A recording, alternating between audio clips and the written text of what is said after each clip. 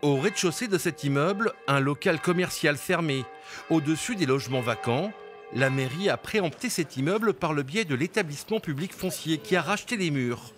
Un projet type du plan Action Cœur de Ville. On veut que notre centre-ville vive, et pour qu'il vive, il faut à la fois du commerce, il faut des services et il faut du logement. Et on travaille sur l'idée de Cœur de Ville, c'est justement travailler sur ces trois éléments. Des friches commerciales identifiables du premier coup d'œil.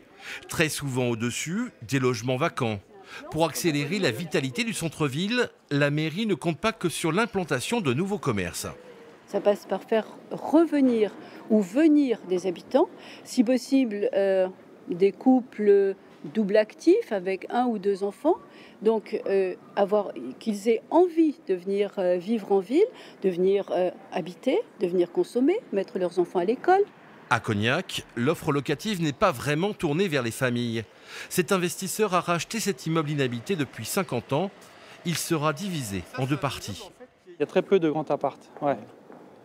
Ouais, donc c'est le but du jeu, c'est de refaire de grands apparts pour accueillir d'autres types d'habitants.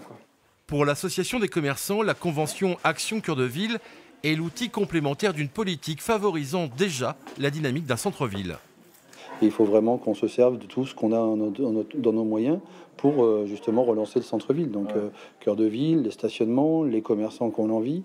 Donc on a vraiment cette dynamique qui est en train de se mettre en place. Il faut vraiment qu'on se serve de tous ces outils-là. Parmi les autres outils de dynamisation du centre-ville, la culture. Ainsi, une vaste bâtisse, le Doyenné de Cognac, lui aussi préempté par la mairie, accueillera prochainement un cinéma art et essai.